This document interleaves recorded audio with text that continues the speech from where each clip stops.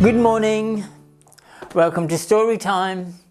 We're here every day at 10:30 in the morning and we'll read a story. But before we read a story, we'll do a little song. Which one shall we do today? 5 Little Ducks. Let's do 5 Little Ducks Went Swimming one day. 5 little ducks went swimming one day over the hills and far away. Mummy duck went quack, quack, quack, quack, and only 4 little ducks came back. 4 little ducks went swimming one day over the hills and far away. Mummy duck went quack, quack, quack, quack, and only 3 little ducks came back. 3 little ducks went swimming one day over the hills and far away. Mummy duck went quack, quack, quack, quack, and only 2 little ducks came back.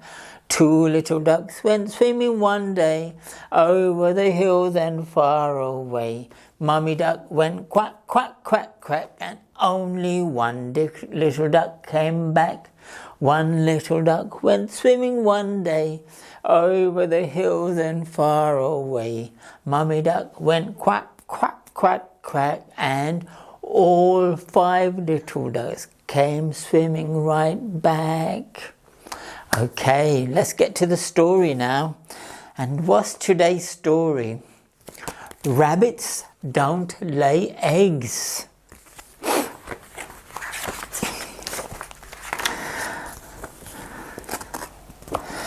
Okay, let's start.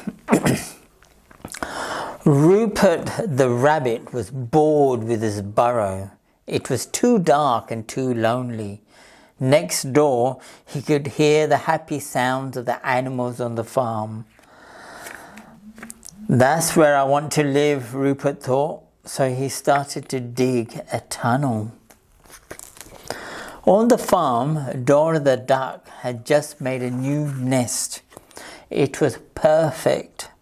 She was settling down to prune her beautiful feathers when suddenly, pop! Rupert burst out of the ground. "Who are you?" shrieked Dora crossly, brushing herself down. "Hello, I'm Rupert," he said. "Can I live on your farm?" Dora laughed. "Everyone here has a job. Whatever could a rabbit do?" "I could help keep things tidy," Rupert suggested.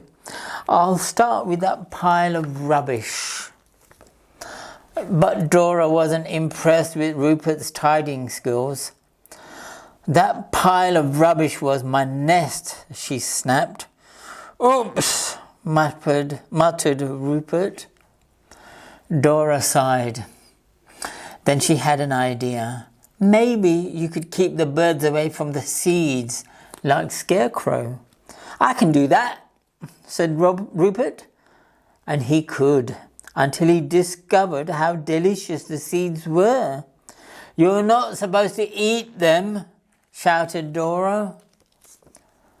Next, they visited Cockerel, who showed off his magnificent call.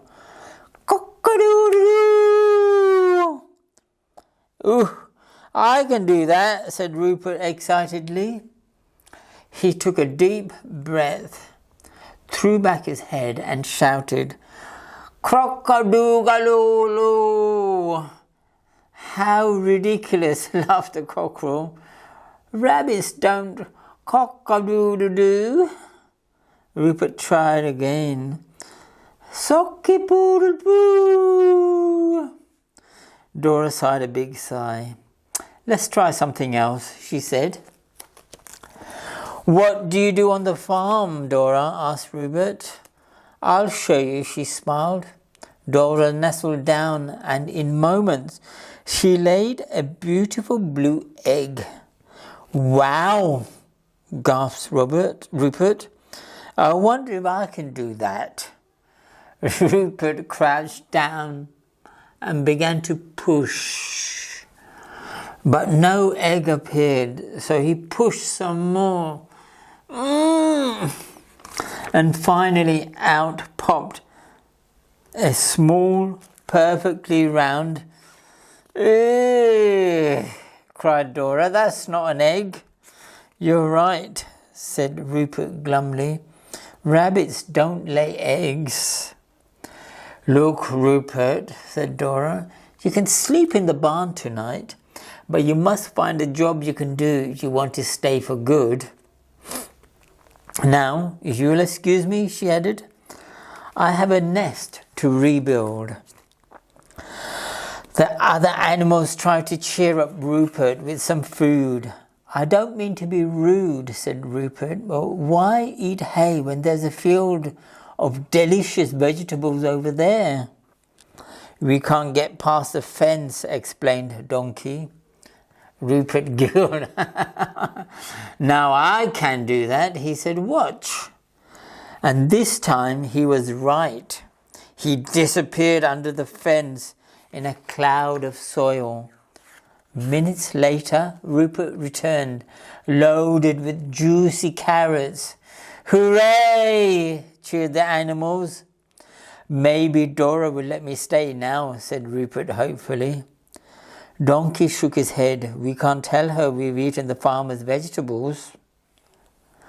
They tried to think of another job for Rupert, but the tummies were so full, and before they'd even finished the last carrot, everyone fell fast asleep. Soon it was morning. "Cock-a-doodle-doo!" screeched the cockerel, but in the barn nobody stirred. "What a lazy bunch," thought Dora, marching in to wake them. Suddenly she stopped. She stared straight at Rupert. "What is that?" she demanded, pointing at the carrot underneath him. She picked it up and examined it carefully. "Unless I'm very much mistaken," said Dora, "you have laid a carrot. How amazing!" All the animals giggled. "Oh, Rupert," smiled Dora, "you have found a job." So Rupert moved in and was very happy on the farm. The animals were happy too because Rupert brought them fresh carrots every night. Even Dora was happy, especially when she discovered that carrots weren't the only thing Rupert could lay. That's the end of the story. Hope you enjoyed it. Don't forget, tomorrow we'll have another story at 10:30, and if you press the subscribe button, you can hear stories all the time. Okay, good night. Bye-bye. Bye.